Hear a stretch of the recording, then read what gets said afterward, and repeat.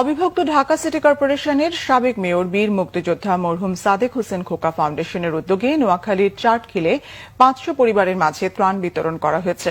সাদেক হোসেন খোকার ছেলে বিএনপি নেতা ইঞ্জিনিয়ার ইশরাক হোসেন শনিবার দুপুরে চাটখিল উপজেলার নোয়াখালা ইউনিয়নের সিংবাহুড়া গ্রামের রোকেয়া মঞ্জিলে এই ত্রাণ বিতরণ করেন।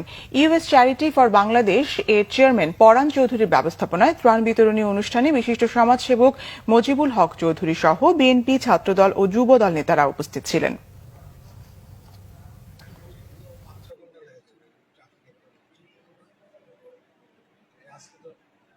আমরা বিভিন্ন যে উপজেলা ইউনিয়নগুলো ভিতর পর্যন্ত আমরা ঘুরে দেখেছি এবং সেখানে দেখে আমার অত্যন্ত বেদনাদায়ক মনে হয়েছে যে যারা এখানে বসবাস করছেন তারা কি পরিমাণ দুঃখ কষ্ট এবং প্রতিনিয়ত একটা এইভাবে বসবাস করা প্রায় অসম্ভব।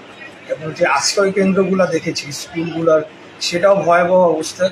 কোনো আশ্রয় কেন্দ্রের একতলা পর্যন্ত পানির নিচে। আমি অত্যন্ত মর্মাহত এবং আমি বলতে চাই যে দেশবাসী যারা বন্যা দুর্গত তাদের পাশে রয়েছেন এবং আমরা আমাদের জায়গা থেকে যার জায়গা থেকে আমরা সহযোগিতার হাত বাড়িয়ে দিব, এটাই কাম্য। এবং আমি ব্যক্তিগতভাবে সেই কাজটি করে চলেছি এবং আগামীতেও করে চলেছি।